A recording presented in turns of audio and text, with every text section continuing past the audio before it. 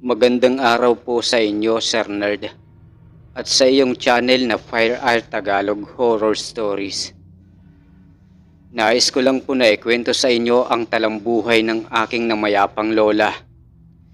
Ilihim na lang natin ang pangalan niya bilang si Teresita, na dating namamasukan sa kainan o karinderya. Ayon sa pagsasalaysay ni Lola Teresita, dalaga pa ako noong namasukan sa kainan ni Manang Esther bilang tagabinta at tagahugas ng pinggan sa kainan. Si Manang kasi ang maagang nagigising kasama ang anak niya si Felipe para mamili ng mga kakailanganin sa kusina. Noong mga panahon na yon, sagana ang likas na halaman at pangkabuhayan sa probinsya namin sa Pilar Capiz. Malayang nabubuhay ang mga berdeng halaman na nakakain, mga gulay sa sakahan na makukuha mo ng libre. Si Felipe ang naghahanda ng mga karne. Maaga niyang kinakatay ang ilan sa mga alagang manok ng kanyang ama para gawing pangsahog sa lutong kusina ni Manang Esther. Subalit nagbago ang lahat nang dumating si Placido sa kainan. Inalok niya si Manang Esther ng dugo at lamang loob ng baboy sa murang halaga. Anito, "Hindi ako nauubusan ng karne sa aming katayan." pakamot ulo niyang turan. Madali niyang nakuha ang pagpayag ni Manang. Nang sa ganon ay hindi na gaanong nahihirapan pa si Felipe sa pagkatay ng maramihan sa mga alaga nilang hayop. Mainam kasi sa kanila ang preskong karne. Mas malinamnam ang lasa kaysa sa mga binibili sa palengke. Araw-araw, dumaraan si Placido sa harap ng kainan na may dalang sako. Nakapagtataka siya minsan dahil sa mga dugong natuyo sa kanyang suot. Ganun pa man, hindi siya kinatatakutan ng mga tao sa baryo dahil sa kahiligan nito sa mga bata. Sa katunayan, maraming magulang ang natutuwa sa kanya. Nakikipaglaro siya at nagbibigay ng pagkain sa mga bata. Isang araw, nakatanggap ng napakaraming reklamo ang tanggapan ng aming baryo sa pamumuno ni Kapitan Kiko ukol sa sunod-sunod na pagkawala ng mga kabataan sa nayon. Nanganib pa isang beses ang buhay ni Placido nang ibintang ng ilan sa kanya ang pagkawala ng mga bata. Sinugod ng mga tagapangasiwa sa baryo ang katayan nila roon sa likod ng sapa. At doon, napatunayan na hindi siya ang may kagagawa ng pagdukot sa mga nawawalang kabataan. Natagpuan nila roon ang mahigit 20 na bihag na baboy at ilang kambing. Doon rin nakita malapit sa katayan nila ang bag ng isang nawawalang bata, si Susan. Hindi naman napatunayan na si Placido ang dumudukot. Katunayan nga, ipinagtanggol pa siya ng ilang tao na naging malapit sa kanya.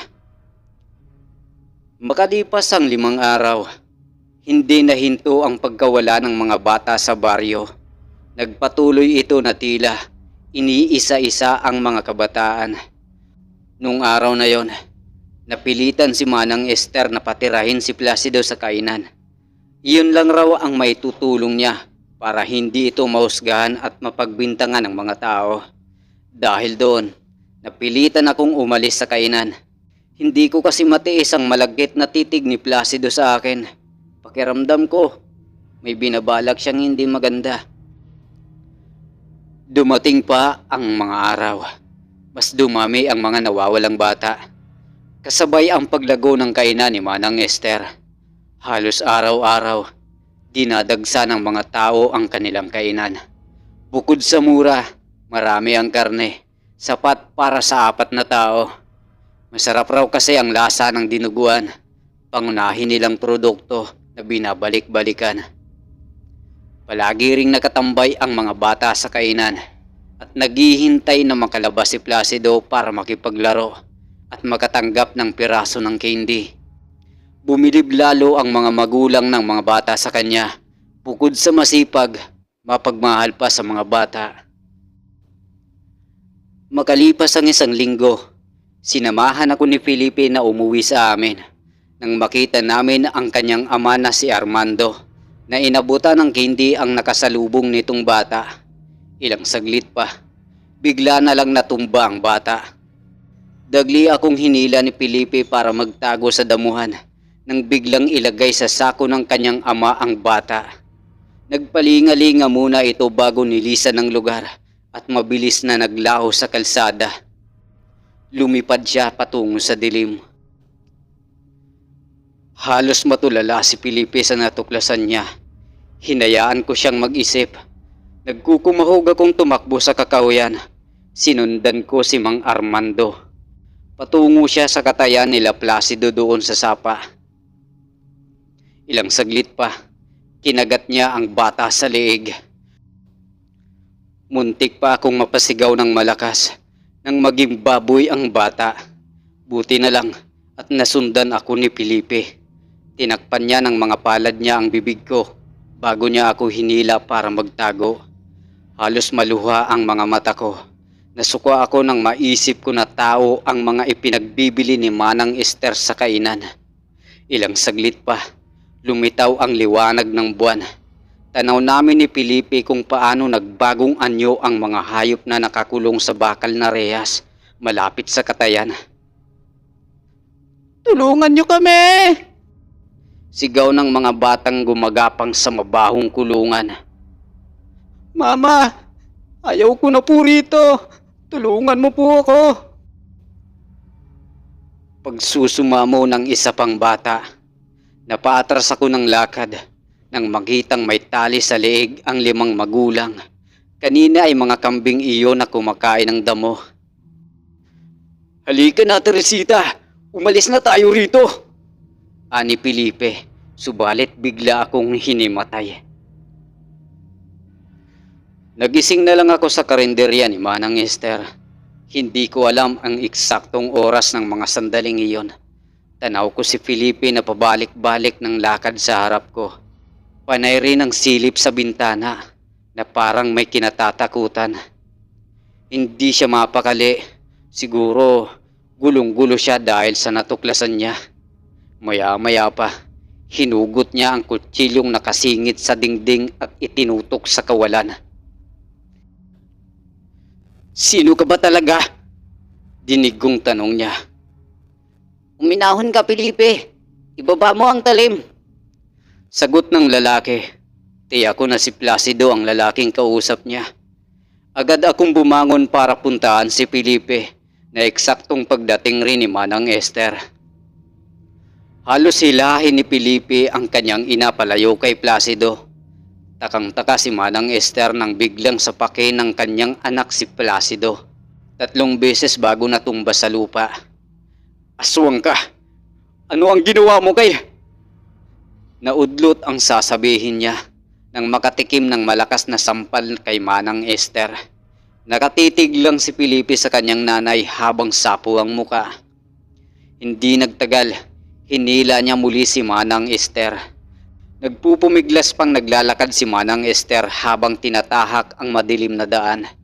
Nakasunod lang kami ni Placido sa kanila. Gustong-gustong awatin ni Placido si Felipe subalit pinigilan ko siya. Hayaan mo siya. Mahinaan kong sabi. Ilang saglit pa, narating na namin ang kakahuyan. Sino ka ba talaga? Direktang tanong ko kay Placido.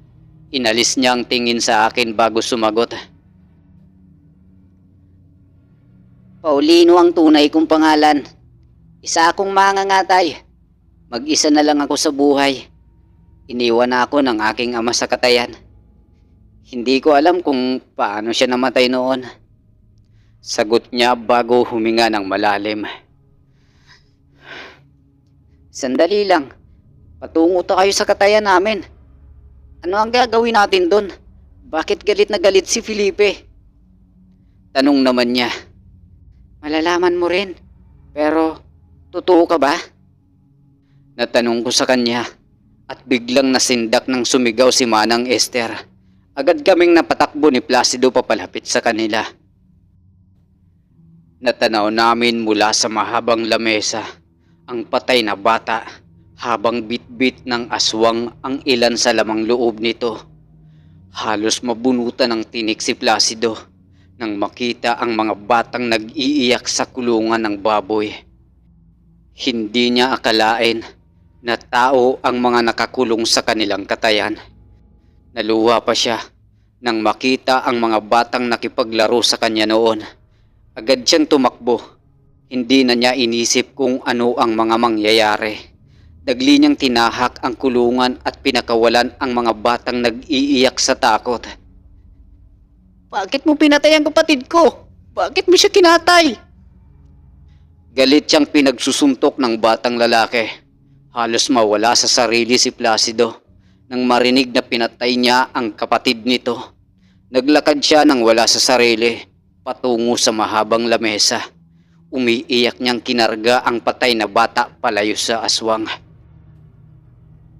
Bakit mo pinagawalan ang mga pagkain ko? Sigaw ni Mang Armando at sinakal si Placido. Galit na galit si Mang Armando habang tinutubuan ng makapal na balahibo sa balat.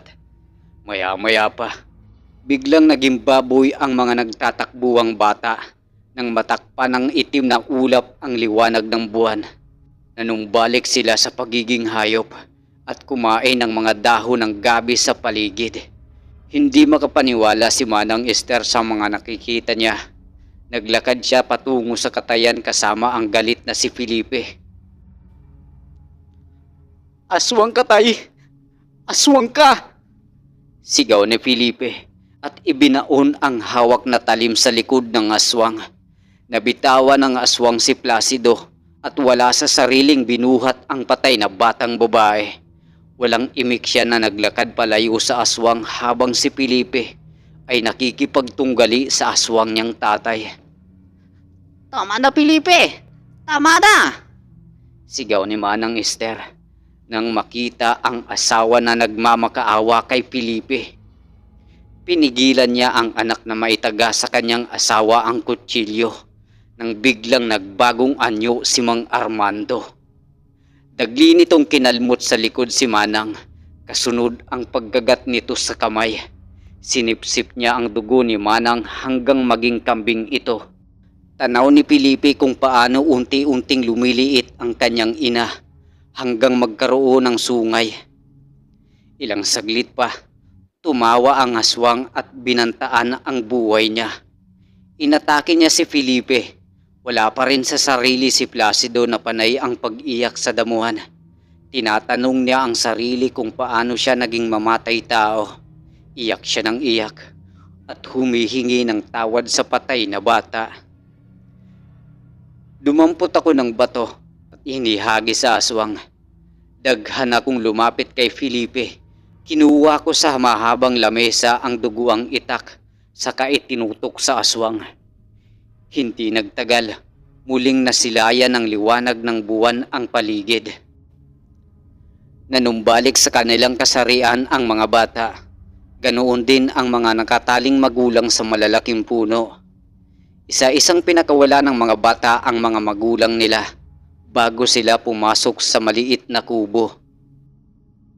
Makalipas lang ang ilang saglit, lumabas ang mga lalaking magulang sa maliit na kubo na iyon kasama si Mang Armando na may hawak na itak. Tumatakbo sila papalapit sa amin hanggang mapatakbo ang aswang. Lilipad pa sana ang aswang na gumaya sa pagkatao ni Mang Armando para kumitil ng mga kabataan. Nang yakapin siya ni Placido sa gitna ng ulan. Pinigilan niya itong makatakas hanggang makalapit na ang mga kalalakihan sa amin. Tulong-tulong nilang pinakawalan ang ilan sa mga bilanggong hayop sa katayan bago sinugod ang aswang. Bago pa ang lahat, nilaslas na ng aswang ang liig ni Placido. Pinagkakalmot pa niya ito sa likod. Binutas ang liig para sana makatakas. Subalit hindi niya namalayang na itali pala siya ni Placido sa kanyang kasuotan. Hindi nakatakbo ang aswang hanggang makalapit sila Mang Armando sa kanya. Walang awa nilang pinagtataga ang aswang. Hindi nila hinayaan na mabuhay pa ito. Pinagpira-piraso nila ito sa galit. Lumitaw muli ang itim na ulap at hinarang ang liwanag ng buwan. Tila bumagsak ang lahat ng tao sa paligid namin. Ang mga bata ay naging baboy ulit, habang ang mga lalaki at babae ay naging kambing. Isa-isa silang nanghina, parang nawalan sila ng sigla nang mawala ang sinag ng buwan. Hanggang sa gumalaw ang putol na kamay ng aswang. Gumapang iyon patungo sa patay na kambing. Binutas nito ang ulo bago lumapit si Felipe. Gamit ang kutsilyo, tinaga niya ng maraming beses ang kamay ng aswang hanggang hindi na iyon gumalaw. Makalipas pa ang ilang saglit, hindi na nakatayo ang mga tao na naging hayop sa paligid. Lahat sila ay parang sinasakal. Sigurado kami ni Felipe na hindi sila makahinga maliban kay Manang Esther na hindi bumalik sa pagiging kambing at mahimbing na natutulog sa damuhan. Bago mamatay ang mga baboy at kambing, nasilayan pa sila ng buwan. Nakapagpaalam pa si Mang Armando kay Felipe. Humingi ito ng tawad sa anak. Kuno niya, hindi niya raw nagawang protektahan ang mga bata. Ganoon din si Placido na nalinlang ng aswang dahil sa pagkamatay ng ama nito. Hindi alam ni Placido na ang mga batang naging malapit sa kanya ang kinukuhaan niya ng lamang loob at dugo para ipagbili sa palengke. Ganoon din kay Manang Esther. Matapos ang ilang saglit bago pa tuluyang lumakas ang ulan, isa-isang namatay ang mga bata kasama ang ilang magulang. Nilason sila ng laway ng aswang at ginawang animalya para hindi matunto ni numan. Subalit dahil sa pagsama sa akin ni Felipe, nabunyag ang hindi makataong gawain ng nilalang na iyon. Hindi namin nagawang makapagsumbong sa mga tao at magulang na nawawala ng mga anak. Mistulang naging pipi kami dahil sa pagkamatay ni Placido at ng mga ginawang hayop ng aswang sa katayan. Naging katanungan sa aming mga taga-baryo ang kababalaghan doon sa katayan. Walang maituro kung sino ang may kagagawa ng walang awang pagpaslang doon. Doon inabutan ng umaga ang mga patay na bata kasama si Placido. Ilang magulang ang nakaratay sa damuhan na may mga kagat ng aswang sa katawan. Lahat ng naroon ay may marka ng kagat, maliban kay Placido na puro kalmot. Naiwang buhay si Manang Esther noong mga panahong na iyon. Nagpakamatay naman si Felipe ilang araw matapos ang insidente, habang si Manang naman ay namatay sa sakit na diabetes 1 taon ang nakalipas nang mamatay si Felipe. Kuno pa ni Lola Cernard. Ibinintang ng mga tao sa baryo kay Placido ang lahat. Ginawa nilang aswang si Placido na pinaniniwalaan naman ng marami sa mga taga-nayon. Hanggang maging panakot ang katayan sa baryo nila sa Capiz. At doon, kinilala ang pangalang Tigabulak. Isang nilalang na kayang magbago ng kasarian. Ginagaya nito ang itsura ng mga makakagat niyang biktima. Kaya rin ng aswang na ito na palitan ang pagkatao ng isang tao bilang isang hayop sa pamamagitan ng kanyang laway. Ang sino mang tao ang makakagat ng nilalang na ito ay mayroon lang 1 araw sa 1 buwan para manumbalik sa pagiging tao. Ang nilalang na ito ay pinaniniwala ang sumpa. Lahat ng taong makakagat niya ay mamamatay kapag siya ay namatay. Sa madaling salita, iisa ang kanilang mga buhay. Sa likod nito, ang kanyang mga biktima ang pang-araw-araw niyang pagkain na magbibigay sa kanya ng lakas upang makapanggaya ng pagkatao ng buhay. Ang kwentong ito ay hango sa totoong buhay. Totoong nangyari sa isang lugar kung saan ang salarin sa pagkawala ng mga bata ay aswang Tigabulak. Isang pangkaraniwan na lalaki o matandang lalaki na umaakit sa mga bata gamit ang mga minatamis na pagkain tulad ng candy. Pagkatapos, ang batang nakakain ng ibinigay niyang minatamis ay makakaramdam ng panghihina, panghihilo at biglang makakatulog. Kapag nangyari iyon, dadakipin niya ito at dadalhin sa kanyang pugad sa kagubatan para katayin ang bata.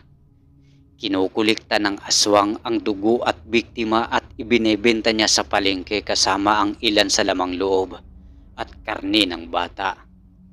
Perpekto para sa dinuguan, isang lokal na pagkain ng baboy at dugo. Hanggang dito na lang po, Sir Nard, ang kwentong kababalaghan ni Lola Teresita. Naway, may nakuha kayong aral. Maraming salamat po at magandang araw sa inyong lahat. Yon, ito ang unang kwento natin sa bagong channel natin. Suportahan po ninyo ang channel na ito, Fire Eye Tagalog Horror Stories. Naway tangkilikin nyo ang mga kwentong ibabahagi ko sa channel na ito. Salamat po. At sa mga gustong magpa-shoutout, comment lang po sa kwentong ito. Salamat po. Fire Eye Tagalog Horror Stories.